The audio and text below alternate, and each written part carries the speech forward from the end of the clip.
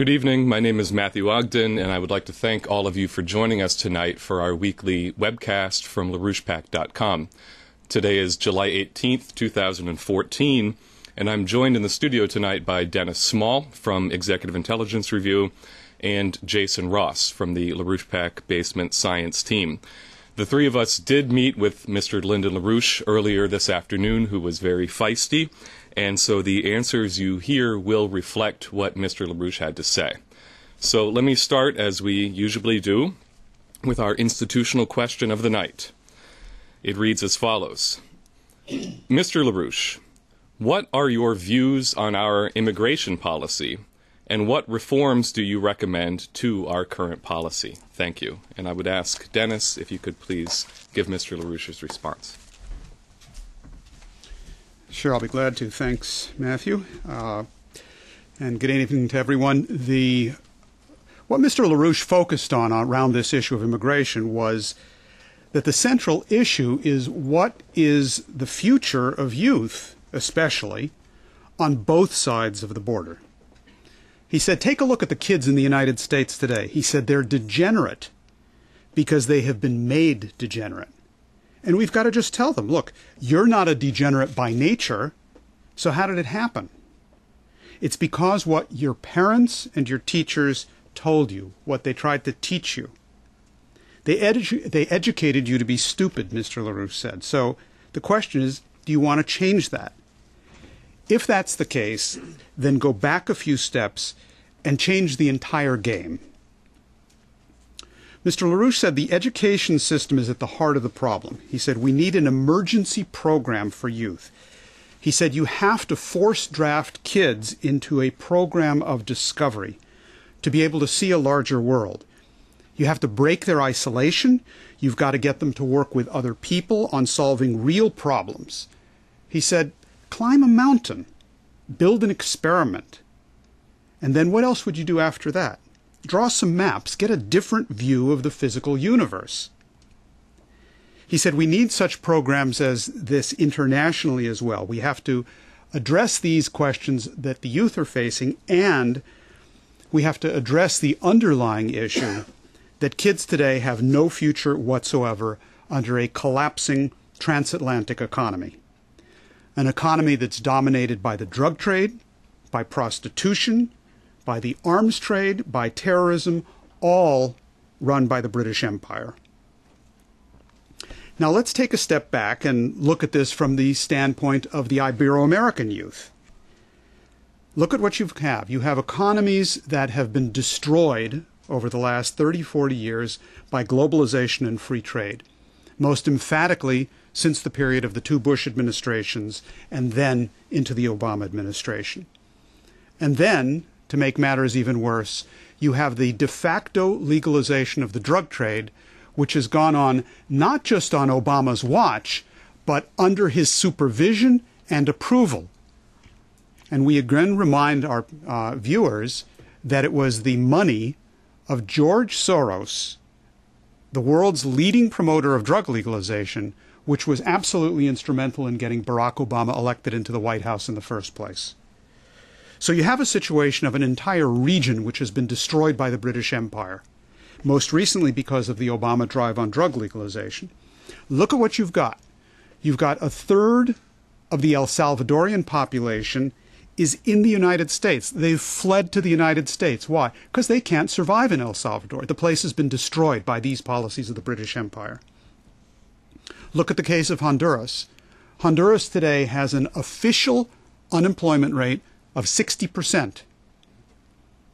And Honduran officials have told us in private discussions that the reality is probably closer to 70 or 80% in reality. Of the kids that have recently come up here in waves, encouraged by the British Empire's drug trade, and the coyotes, who are the people who are the hands-on people who do the trafficking for the British Empire, it turns out that 85% of the kids who've come up here from the Honduran side and detained in the United States were actually slaves of the drug trade. Now, I'd like you to look at the first picture I have for people to look at today. This is the face of the problem in Ibero-America. This is a young Peruvian girl chewing coca leaves because she's so hungry, it's the only way to calm the hunger. This picture was taken many, many years ago. It was actually taken by a close friend of mine and Mark Sonnenblick, who was traveling in Peru and understood what this problem actually looked like.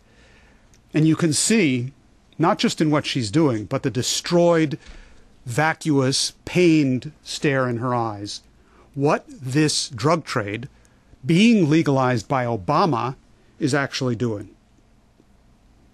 Interested in knowing who's responsible? I got a picture for you. The picture is of a photograph taken, as you can see in the next slide.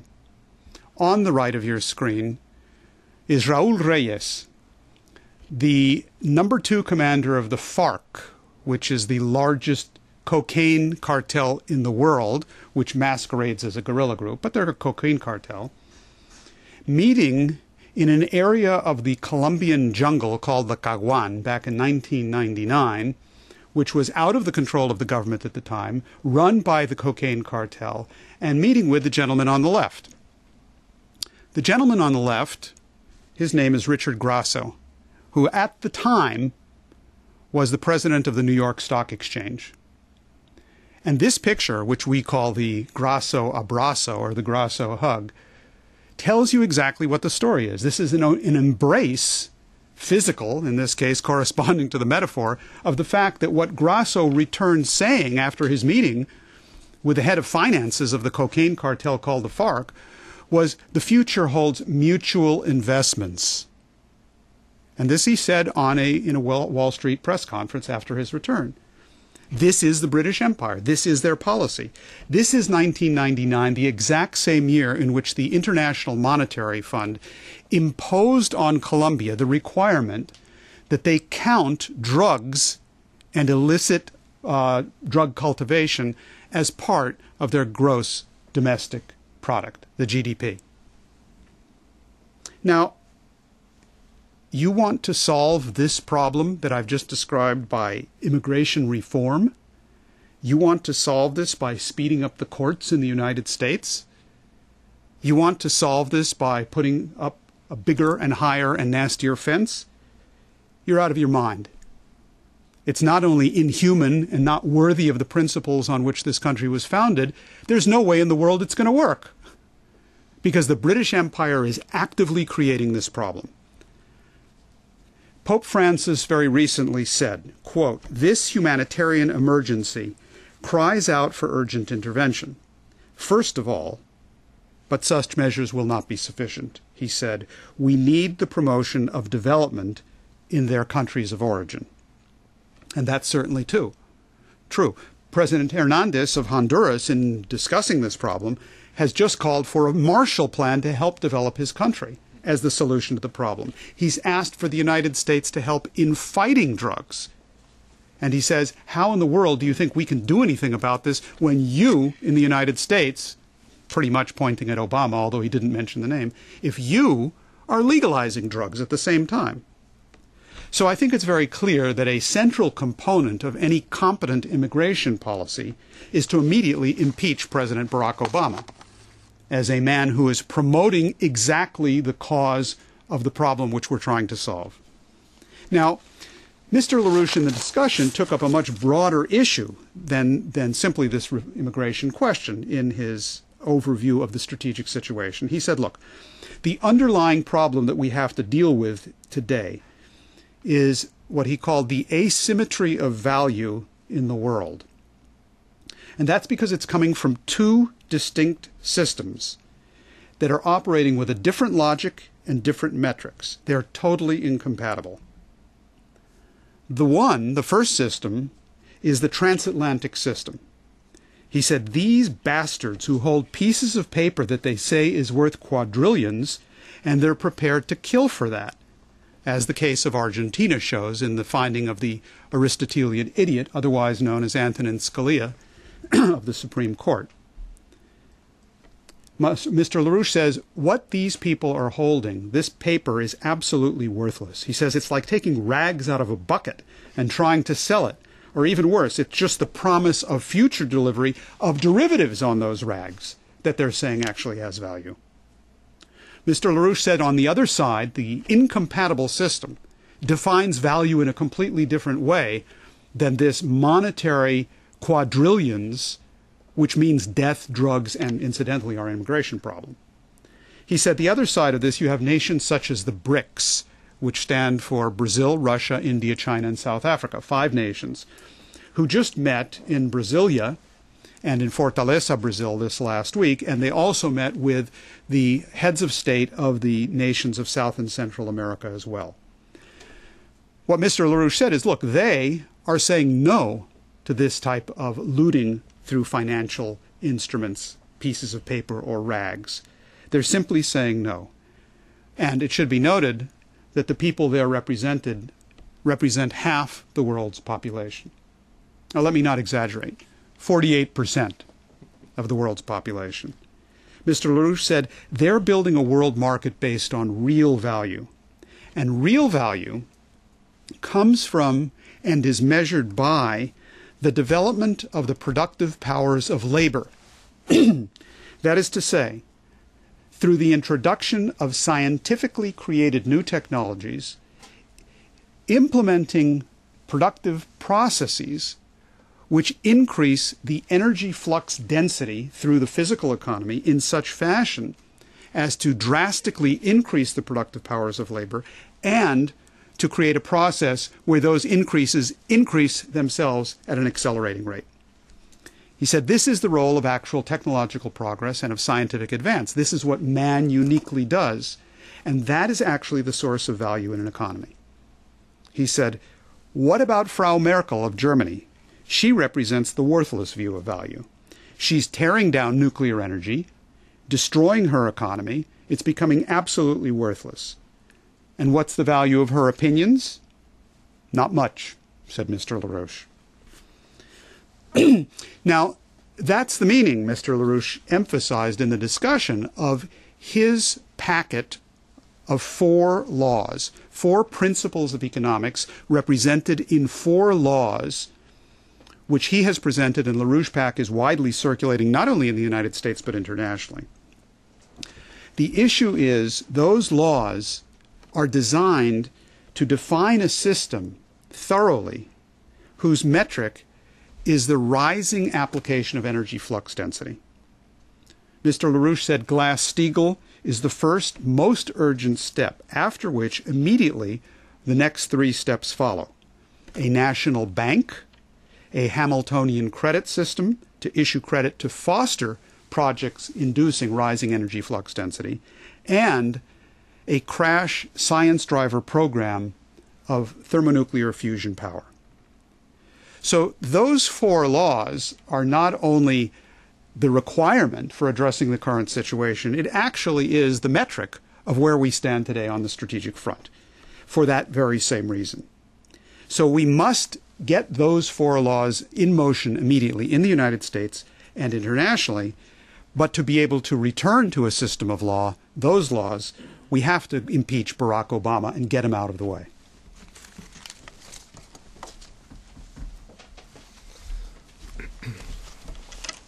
Well, let me follow up on the picture that you drew of the situation in the Western Hemisphere and the choice that nations have to face. Ironically, the answer to the question, where is the development that South America so desperately needs, coming from at this time? It's coming from Eurasia, specifically China, Russia, and India. Indeed, we are in a period of a global revolution and a total transformation with the emerging very real potential of a new international financial architecture and a new, more just economic order for the planet. With the BRICS summit, which occurred this week, as Dennis mentioned, along with the myriad bilateral summits and meetings on the sidelines that happened in South America, the germ of a new system of relations amongst nations and between nations, led by Russia, China, and India, was given form in both shape and in substance. The heads of state of the 5 BRICS nations, Brazil, Russia, India, China, and South Africa, signed a lengthy 72-point Fortaleza Declaration on Tuesday, which explicitly calls for a new, quote, international financial architecture that is more conducive to overcoming development challenges, and announces, historically, the formation of what is being called the New Development Bank, or the NDB, to fund infrastructure and development projects in not only the BRICS countries, but also in other developing economies as well. This New Development Bank will be headquartered in Shanghai, China, and the first rotating presidency will be held by India. The Fortaleza Declaration also announced the establishment of the BRICS Contingent Reserve Arrangement, or the CRA, quote, to help countries forestall short-term liquidity pressures and strengthen the global financial safety net. Now, interestingly, the declaration also contained a strategic component in which the BRICS countries denounced the aggressive military actions and the unilateral economic sanctions that are currently being levied by the Obama administration. They said, we stress our commitment to the principles and purposes of the UN Charter. We condemn unilateral military interventions and economic sanctions which violate international law. And we emphasize that no state should strengthen its security at the expense of the security of others. So what's clear, and I think what Dennis will elaborate more on in his answer, is that this emerging alliance among nations represents a very real and a very credible threat to the reigning British imperial world order. And it's an alliance which all nations are called upon to join. Let me show the first slide here. Cristina Kirchner, the president of Argentina, said at the meeting between the BRICS nations and UNASUR, the Union of South American Nations, on Wednesday, a new global financial order is indispensable. We are posing a new global financial order that is not just fair and equitable, but absolutely necessary.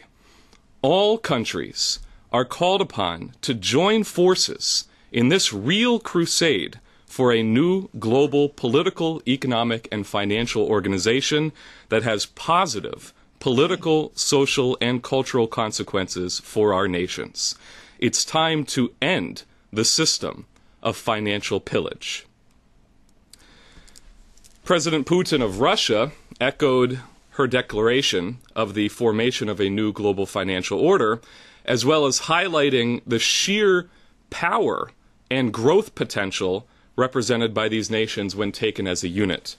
Let me have the next slide.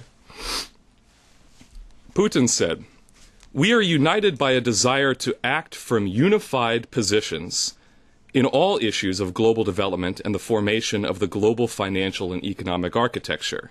I would like to remind you that the BRICS states account for over 40% of the world's population and 21% of the global GDP. However, it is not the share that is so important, but the fact that these countries have been posting very significant growth rates. In the past 10 years, the GDP of countries with developed economies grew by 60%, while that of the BRICS states increased fourfold, or 400%. We have to bear in mind, of course, that the 60% growth was in comparison to a large volume, a large starting point, while our fourfold growth was in regard to a smaller base. However, such are the rates. These are all young states, and the future belongs to the young." And finally, perhaps most significantly, Prime Minister Modi of India echoed this idea that the future belongs to the young, saying, as you can see, India has a very high proportion of young people, with 65% of the population under the age of 35. This is our great strength, and it can be put to use to carry out joint projects for the good of our nations and for the good of humanity and global development in general. The world is facing a high level of economic and political turmoil. Conflict and instability is growing in many key regions. Restoring a climate of peace and stability is an urgent global need. This calls for newer avenues of cooperation and collaboration. I believe BRICS can answer this call. This I do because of the uniqueness of BRICS as an international institution. For the first time, it brings together a group of nations on the parameter of future potential, rather than existing prosperity or shared identities. The very idea of BRICS is thus forward-looking. And Modi continued to say, we have an opportunity to define the future, not just of our countries, but the world at large. Coming from a land where the idea of the whole world being one family is rooted deep in our ethos, I take this as a great responsibility. Our steps must reinforce the hopes, aspirations, and confidence of the developing world. So, clearly, this idea of defining an architecture among nations according to the parameter of their future potential, and then creating a development bank to realize that future potential, represents an entirely new system, which is diametrically opposed to the reigning British imperial system, which seeks rather to destroy nations' potentials and to prevent them from developing. So, Dennis, I'd like to ask if you can elaborate on the historic implications of the events that occurred in Brazil this week, and also how should Americans be responding to this revolutionary situation?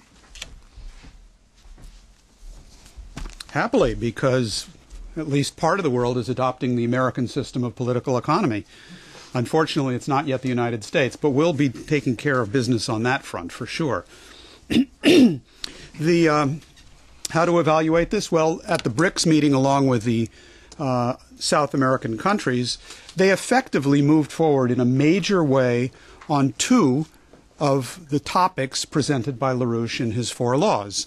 They are moving towards establishing a credit system which issues credit for the purpose of infrastructure and other high technology development. And they also are very, very focused on the issue of nuclear energy. Excuse me. Now, don't parse the statement or try to do tea leaf reading to understand what really happened. That's not where you're going to find the reality of the developments. The intention of what happened at that meeting is clearly evident in 2 features. First, what Matt was just telling us in terms of the youth, this clear focus on providing an actual future for the youth, which is not exactly what you saw in the eyes of that little Peruvian girl. And the second question is their absolute determination to move forward on nuclear energy. Every single one of the bilateral deals reached, the Russians with the Argentines, the Chinese with the Brazilians, the Russians with the Brazilians, the Indians with the Russians, all have nuclear energy development at the center of it.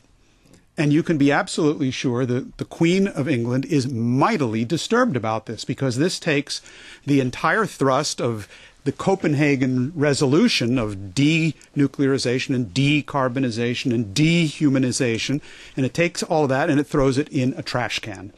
And that's what they did. And the intention of where these guys are going was very clearly seen in those 2 features in particular. Now, Mr. LaRouche's comments about this overall situation today were that the developments that we have seen occur around the BRICS meeting are powerful and sustainable so long as coherence is created along with structuring an entirely new global system. He said China, India, Russia, and all of South America are in effect our allies. They're building a world market based on real value, not phony paper value. They are deciding what real value is, and they're imposing it, which is the cost, what real value is, the cost of the productive powers of labor in a changing situation. He said they're building a world market based on real value, and it may look confusing at first from the outside, but that's because of trade factors and the fact that some of the countries involved clearly lack the skills necessary for the full development of the productive powers of labor, that is to say, the rising energy flux density. So what's needed, Mr. LaRouche said, is you have to have parity in the use of skills and technology. You have to have spread of rising energy flux density technologies, such as nuclear and especially fusion energy. And he said, already Ibero-America and Asia are far more productive than Europe and the United States, which insist on values being set by some crazy lawyer or judge, such as Judge Grisa in the Argentine case, or that Aristotelian idiot Antonin Scalia of the Supreme Court. Now, let's take a step back and take a look at what the BRICS map actually looks like. If I could have the first slide on that, please.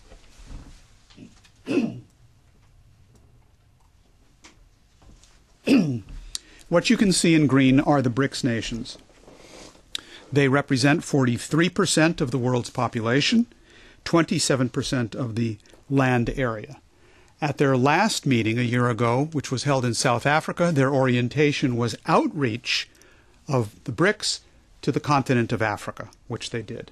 Their outlook at this most recent meeting in South America was outreach to the region of South America. And if you look at the combined area of the BRICS plus the nations of South and Central America with which they met and adopted a joint orientation on economic policy, what you're looking at is 48% of the population of the world and 33% of the land area. When they sat down together to talk, what developed was a process of what Mr. LaRouche has on occasion referred to as a kind of president's club. He coined this phrase when he was talking about what happened at presidential meetings among the Ibero-American nations, which is when they got together and they looked around and they acted together, there was an institutional form that took over where the strength that came from seeing the common cause of their nations was a factor affecting positively all of them. All the more so in the case of the BRICS plus South America meeting. It was quite a president's meeting in point of fact, and you could see it in the comments and in the eyes of the heads of state. Meeting with them, President Putin of Russia, President Xi Jinping of China, and the Prime Minister of India, Modi. Now, what they adopted as policies are in effect policies which the LaRouche movement has been organizing around for 40 years, which are at the heart of the 4 laws which Mr. LaRouche has presented. And you can see this in a number of the areas. You can see it, for example, in the new development bank that Matt was referring to and the contingent reserve agreement. There's a whole discussion about, is this new setup a complement to the existing IMF setup, or is it something separate that is going to create a whole new system? And there definitely are people, including people inside the BRICS discussion, who are so scared of the power of the British Empire that they would like to go slow and perhaps not kick over the chessboard altogether. But reality is moving things in that direction, and the intention, again this idea of intention, was very clear in the principal partners involved in this thing, that this thing has got to go through most seriously. And what they adopted in effect was something of a version of what Mr. LaRouche presented famously back in 1982 after his meetings with the president of Mexico at the time in a document called Operation Juarez. And Mr. LaRouche there laid out the basis in which the debt was to be renegotiated, and he stated very clearly there, this is the slide. Common sense may recommend to us that a great portion of the debt were better simply written off, a common condition among least developed nations today. In negotiations of such matters, we must be guided by an eye to the principle of equity.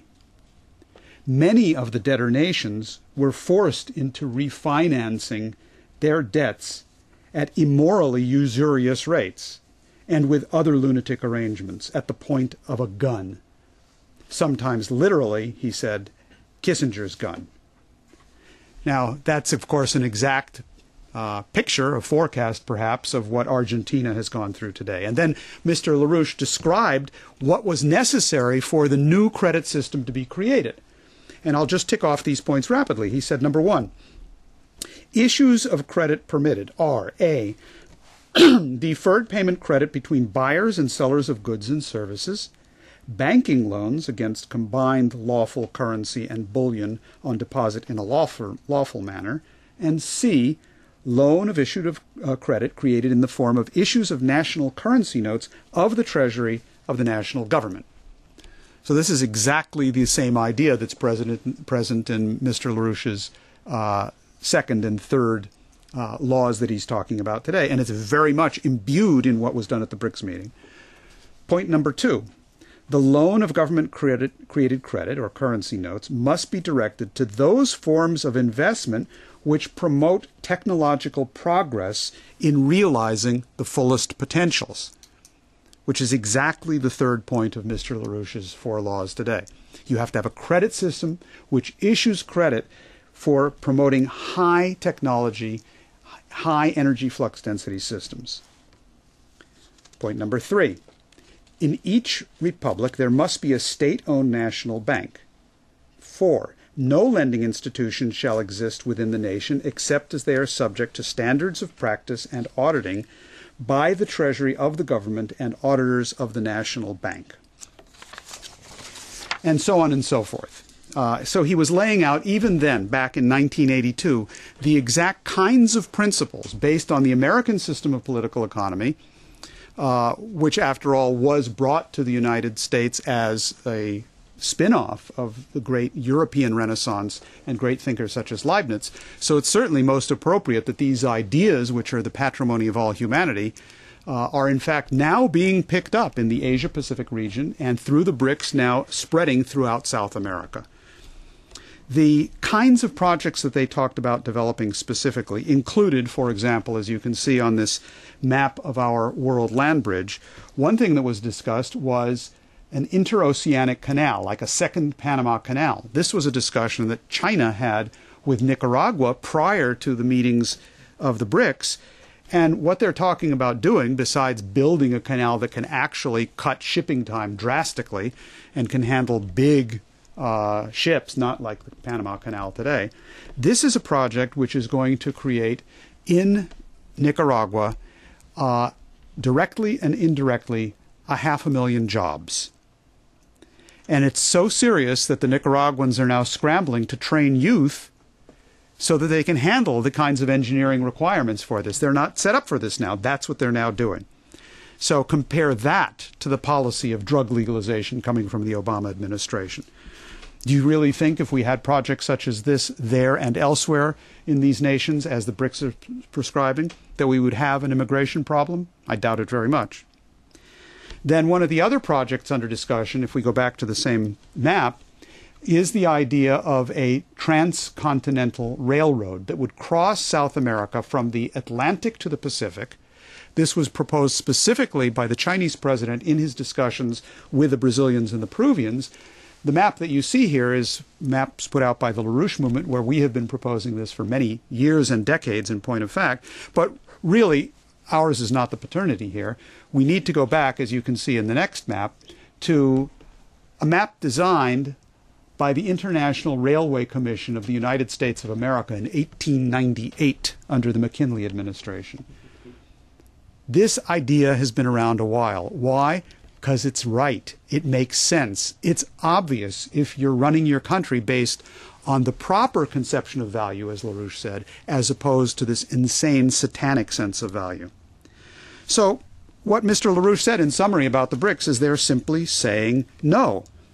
And the more countries that say no to the kind of looting that these vultures care to carry out, more and more assets out of the 2 quadrillion in trash paper or derivatives on rags get simply wiped out. It has no value whatsoever.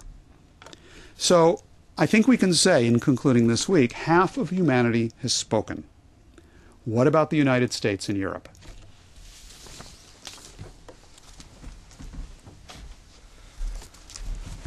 What about the United States and Europe? Even while, as you can see, the germs of a potential new financial architecture are emerging this week, the terminal crash of the existing transatlantic system was simultaneously drawing increasingly near. As Dennis elaborated on a webcast here a few weeks ago, I'm going to show this graph. If you look at the recent estimates on the rate of increase of derivatives in the financial system, over the past year, the derivatives bubble has been growing at rates equal to or even in excess of the rate of growth before the crash of 2007-2008. And the rate of hyperinflation of this bubble has now reached 19 or 20% per year. And according to estimates by EIR, this means that the total global financial assets are now somewhere in the range of $1.9 to $1.95 quadrillion, and on a trajectory to break the $2 quadrillion barrier very soon. So, as you can also see from this graph, nearly 90% of those global assets are in the form of financial derivatives, completely fraudulent speculative claims that have no value whatsoever and are completely disconnected from any production or real economic activity. Or as President Fernandez de Kirchner of Argentina correctly stated a few weeks ago, financial derivatives are nothing but fictitious money which nominally generate astronomically high rates of profits, but do so without ever going through the cycle of the production of goods and services. Therefore, their values are meaningless. Now, this week, warnings of the new crash being right around the corner came from two very prominent sources. One was the head of the Bank of International Settlements, who, in an article in the Daily Telegraph on Monday, stated that Europe is headed towards a new Lehman crisis, as he called it, and that the world economy is just as vulnerable to financial crisis as it was in 2007, with the added danger that debt ratios are now far higher, unquote. And the other came from Senator Elizabeth Warren, who, along with the other sponsors, original sponsors of the Senate version of the Glass-Steagall Act, Angus King, John McCain, and Maria Cantwell, published an op-ed in CNN this week.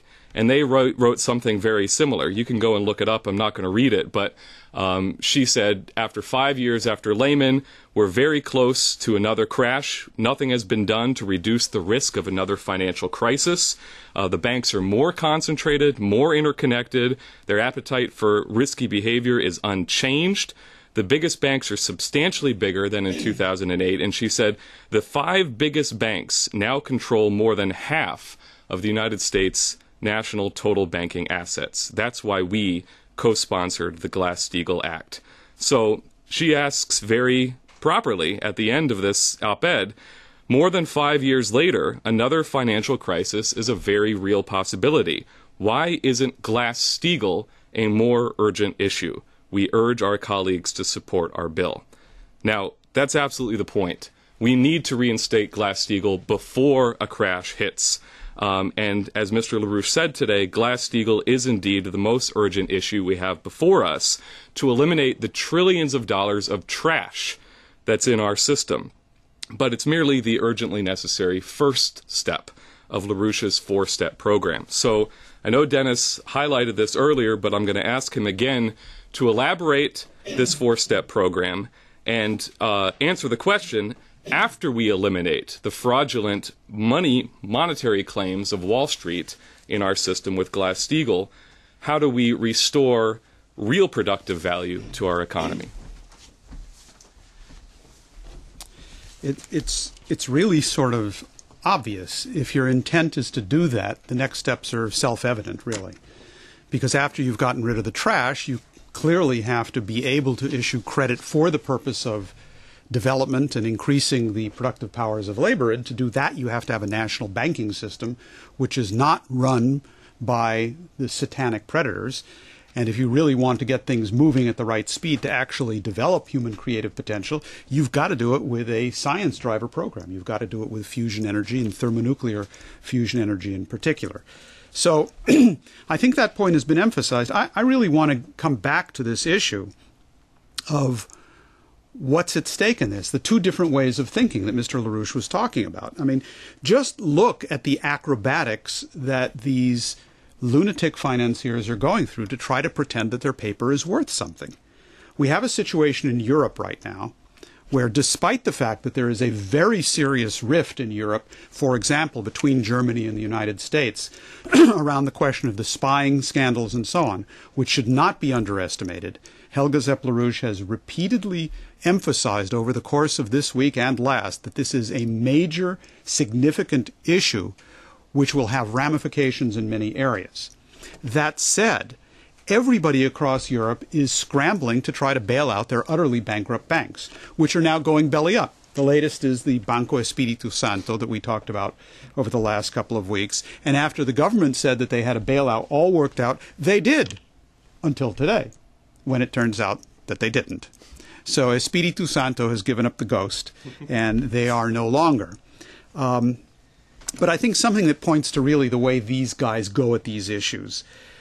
Look, there are approximately, according to official estimates, so figure it's about half the reality, they claim $800 billion in bad debt on the banks of the European banks. $800 billion mainly from the real estate bubble. Those banks are now going through a process of stress tests, supposedly to convince people how solid the banking system in the transatlantic area is. So they have a problem. They've got to get the trash off their books. It's sort of like the dog, after he does what he shouldn't have done, sweeps it under the rug.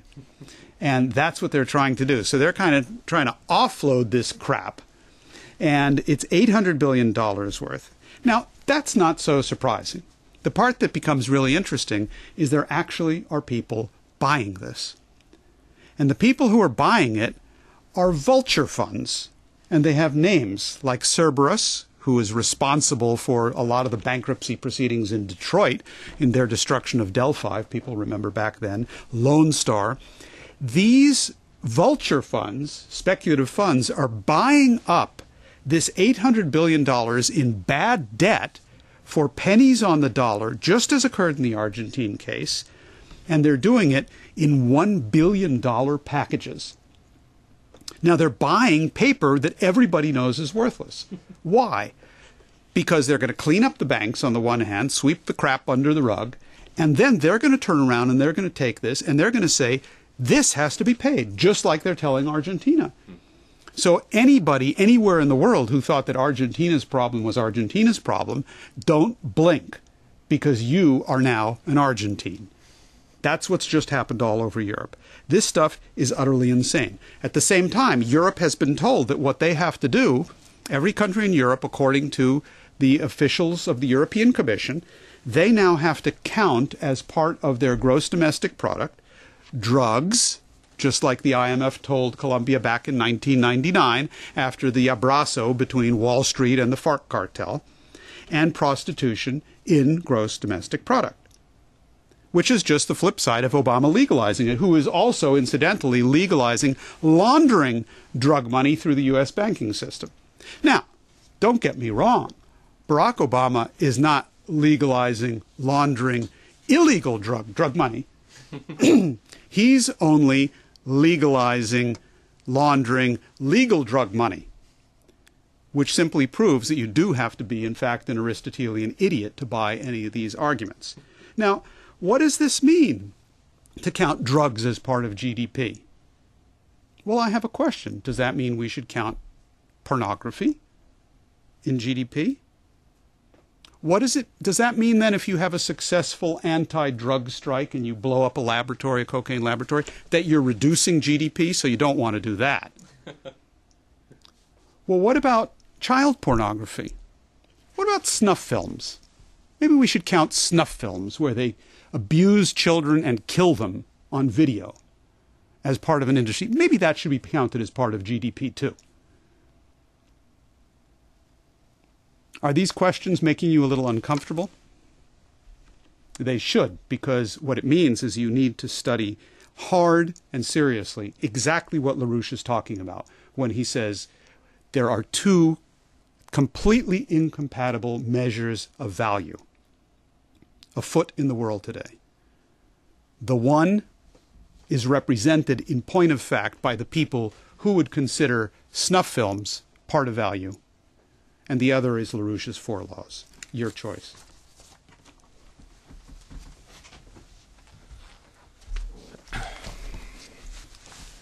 Now, last week we discussed the explosion of debate that has occurred around impeachment.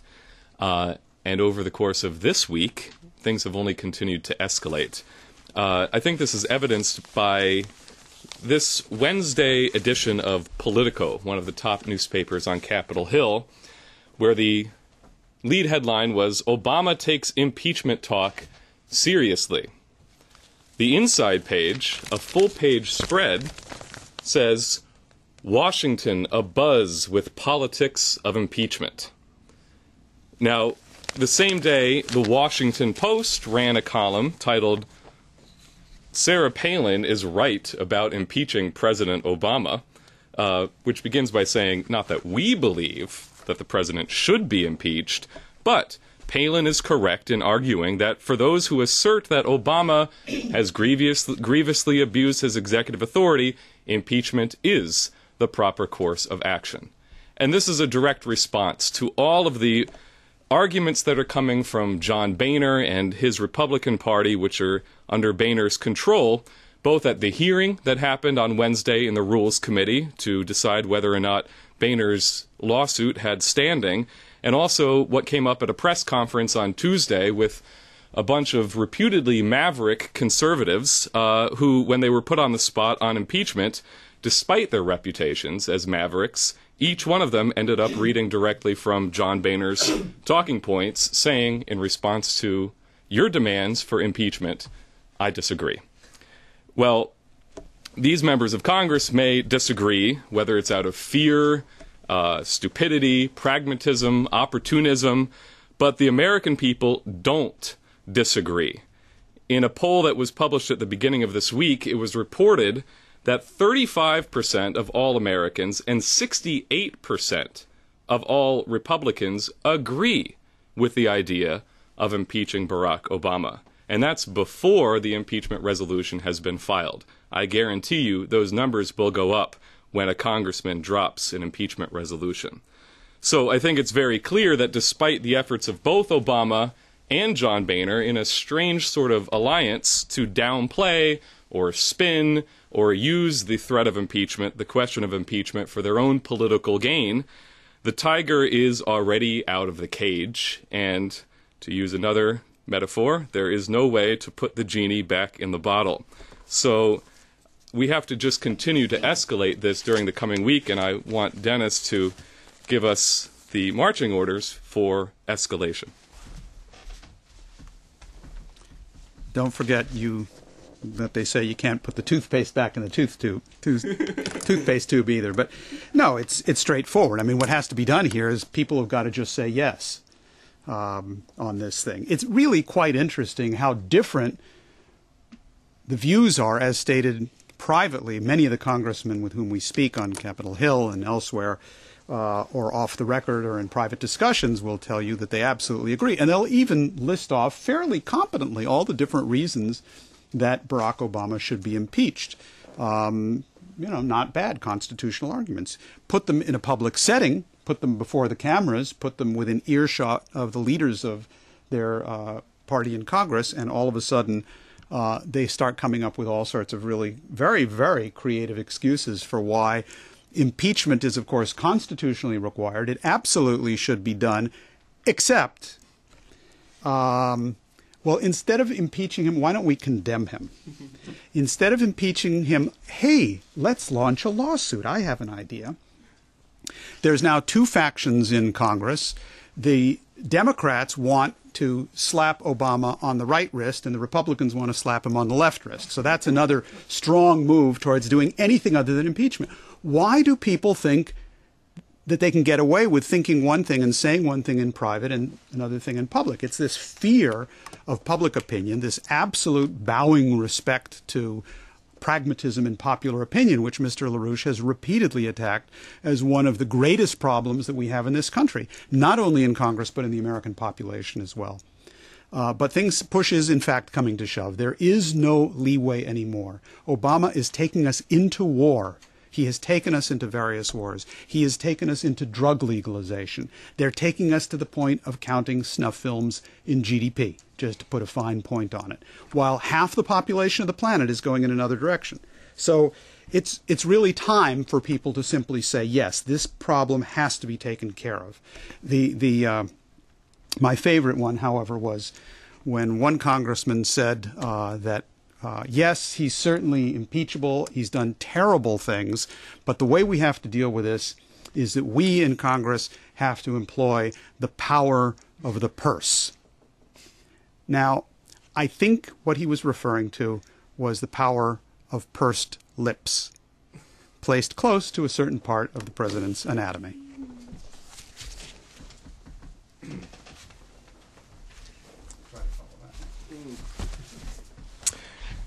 Okay, this is going to be the final question. As I said earlier, we're joined in the studio by Jason Ross from the LaRouche PAC science team.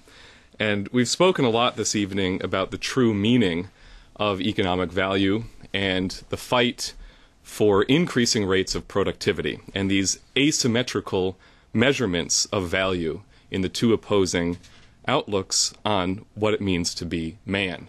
Mr. LaRouche has repeatedly defined those as the Zeusian view of man or the satanic view of man versus the Promethean view of man. And we have now almost half of the world's population being guided in the direction of what Mr. LaRouche has defined as the Promethean view of man. Now, earlier this afternoon when we were speaking with Mr. LaRouche, he emphasized that the ultimate question is that of securing the survival of mankind as a species in this solar system, and that so doing depends on achieving ever-increasing energy flux densities of power and ever higher levels of the productive powers of labor. Now, we've cited tonight Mr. LaRouche's recent policy statement, The 4 Laws to Save the USA Now, in which he lays out the necessary measures for the survival of the United States.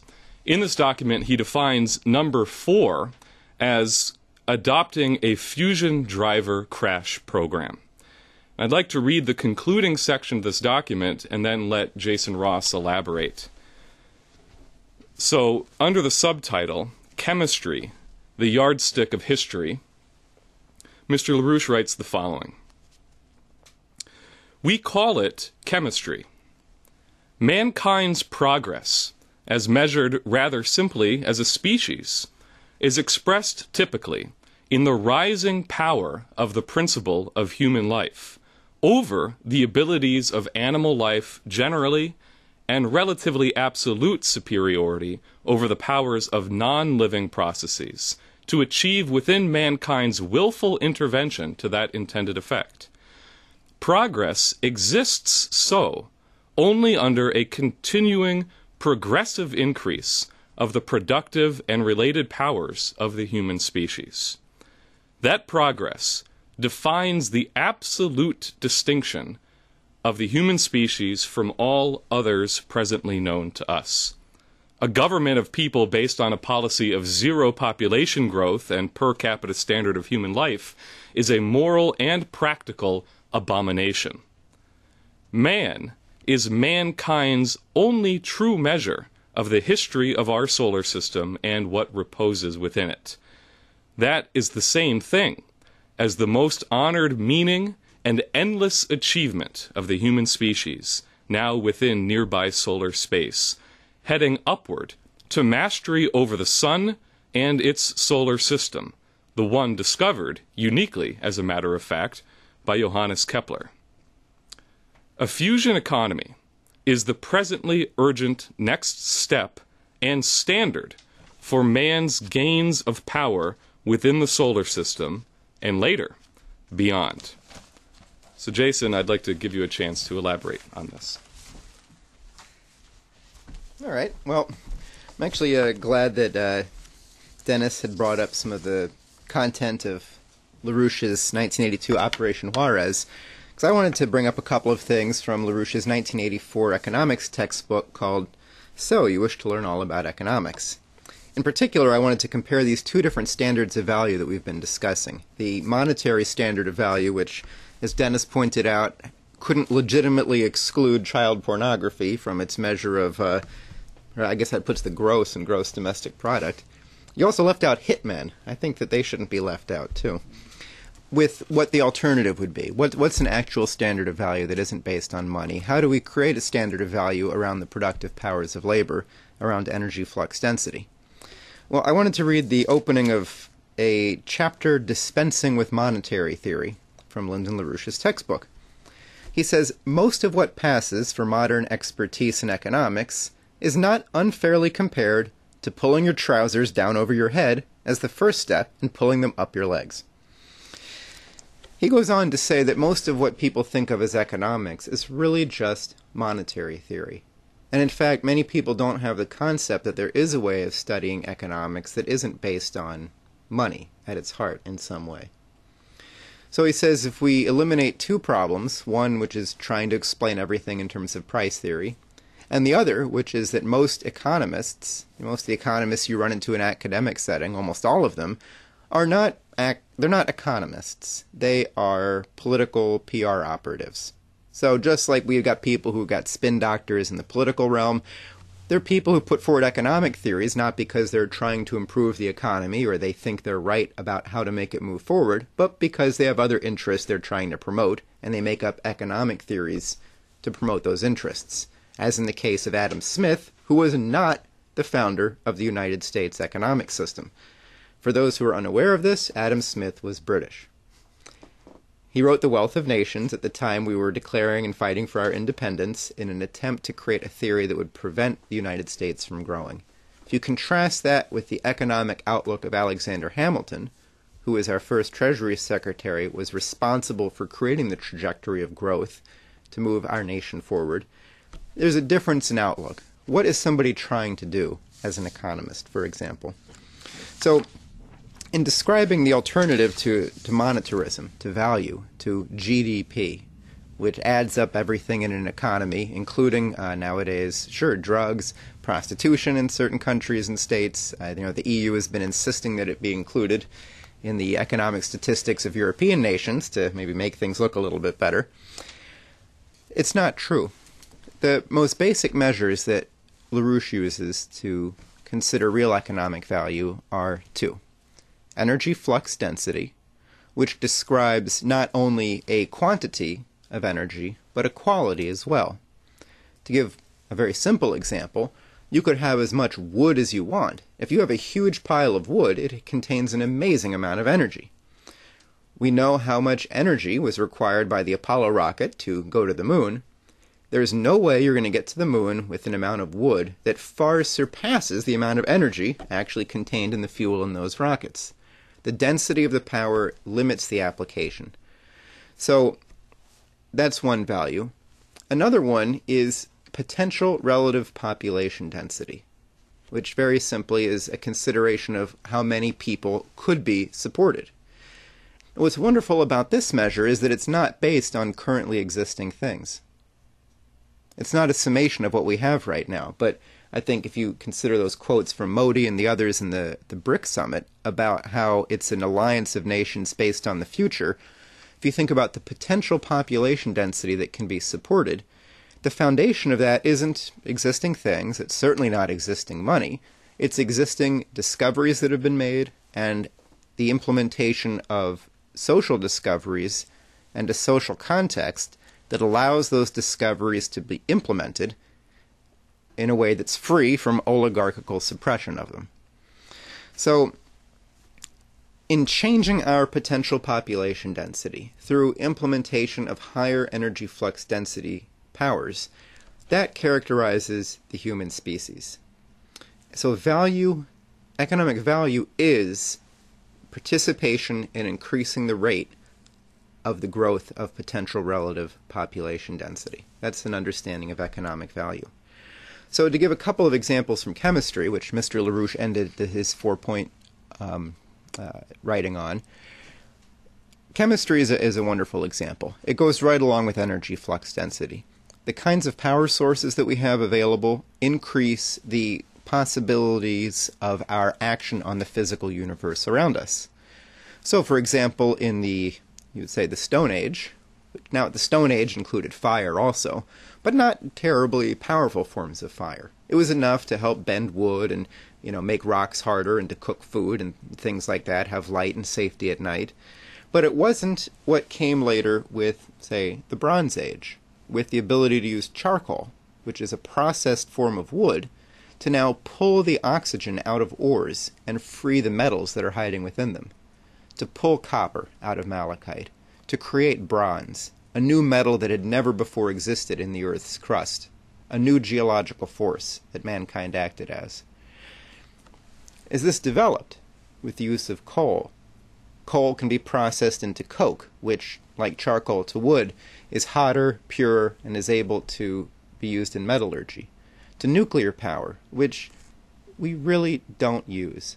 Imagine if, after discovering petroleum, it was only ever used for lamps. Or after discovering coal, instead of the steam engine, it was used for fireplaces. That's where we are right now with nuclear technology. We've discovered the ability to control fission, and we use it to make electricity, and not very much. That's it. Fusion. We've discovered how to use fusion to make bombs. That's it. So, in terms of where this could go, with fusion power, I'm going to read a couple of quotes about the development of fusion in the United States in particular, and how the only reason we don't have it right now is because of the deliberate suppression of fusion. Mankind's fire has been stolen. This is a quote from 1954, from the chairman of the Atomic Energy Commission, under Dwight Eisenhower's Atom for Peace policy, Chairman Lewis Strauss. He said, quote, "Our children will enjoy in their homes electrical energy too cheap to meter. It is not too much to expect that our children will know of great periodic regional famines in the world only as matters of history, will travel effortlessly over the seas and under them and through the air with a minimum of danger and at great speeds, and will experience a lifespan far longer than ours, as disease yields and man comes to understand what causes him to age." In 1958, he said about the classified fusion research program in the United States, he said, "The importance of this program, now conceded to be at least theoretically possible, can hardly be overstated. And I hope to live long enough to see the same natural force which powers the hydrogen bomb tamed for peaceful purposes. A breakthrough could come tomorrow as well as a decade hence. Out of our laboratories may come a discovery as important as the Promethean taming of fire." And it absolutely would be. Controlled fusion will be something unparalleled except with Prometheus's discovery of fire, or perhaps with coal and the steam-powered engine. Fusion could be the most important deterrent to war in all history, said Congressman McCormick in 1980. So this was the trajectory of research that was done on fusion, which uses as its fuel deuterium and tritium, which we can get from ocean water and from transforming lithium metal. With these fuels, there won't be any fights over scarce resources. With these kinds of fuels and the powers that they would provide, we'll open up a new era of chemistry as well. So just as coal wasn't only used to heat your home more easily than bringing in a lot of wood, the same is true of fusion. Let me just say a few things about it, just a few. One thing, obviously, power overall. The world is in a terrible deficit of power availability.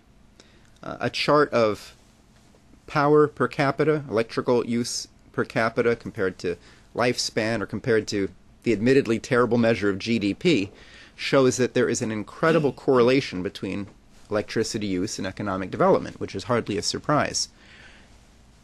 Americans, in the United States, the energy electrical use per capita is about 10 kilowatts.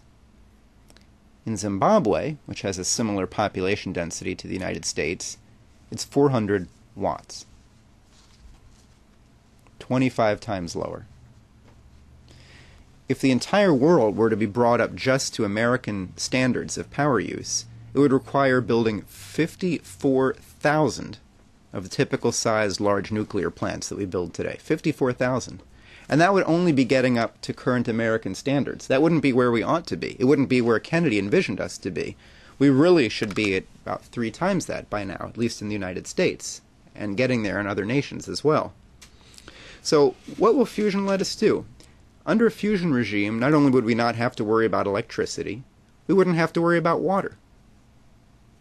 The ability to desalinate all the water that would be needed would take a small portion of our nation's energy budget. A small portion in a fusion economy. It wouldn't be anything to worry about. We wouldn't have to worry about the weather. In conjunction with atmospheric modification, we'll be able to take water from the oceans if we need to, through desalination projects. We're going to transform our understanding and power over chemistry. Now, just as the discoveries in metallurgy, chemistry, electromagnetism made it possible to create compounds never before created, to create especially, electromagnetic compounds used in our modern electronics, for example, other things of this sort, with a fusion economy overall, not just fusion power, but this understanding of power over processes on this tiny scale, we will be able to make isotopically pure materials, which show characteristics that are different from those of mixed isotopes, which we use today indiscriminately. We'll be able to, as needed, transmute elements, to create new elements, to create new isotopes. Today, this is used on a small scale for medical imaging purposes and some, security scanning purposes. This is something that could be broadened much more and could have impacts for the economy as a whole on a larger scale. Processing of materials will be completely transformed. No longer will we need to, work very, very hard to get small amounts of metals out of ores that are difficult to process. With a fusion torch, these difficulties will really disappear. So just to say those few things about it, and then to state what importance this has, that in an economy in which we are able to create stars, which in effect is what we do with fusion research. Already in fusion labs around the world, temperatures are reached that are an order of magnitude, at least 1 order of magnitude, hotter than the sun. We've created temperatures on Earth that are hotter than the sun. We've created energy densities with petawatt and beyond lasers that are more powerful than the most powerful cosmic rays we've ever detected. So these show us the beginnings of an entirely new regime for the human species, one in which we are able to increasingly exert our control over not just life here on the Earth, but the greater solar system beyond. A society that is able to create stars is not going to be concerned about, do people have enough food? Are we going to pay for the medicine, or the food, or the heat this winter? These are the kinds of questions that simply don't exist in a platform that's determined by fusion.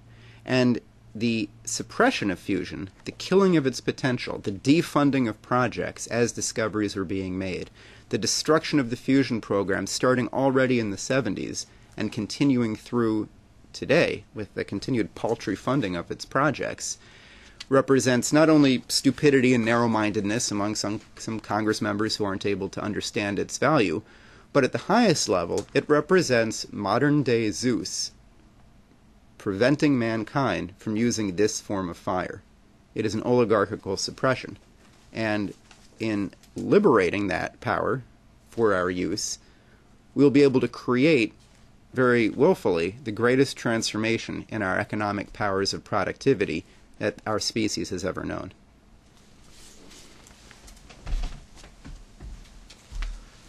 Thank you very much, Jason. And let me just emphasize that Mr. LaRouche's document is available on the LaRouche PAC website, The 4 Laws to Save the United States Now, Not an Option, an Immediate Necessity. So I'm going to bring a conclusion to our webcast here tonight. I'd also like to thank Dennis for joining us here, and thank you very much for tuning in. Stay tuned.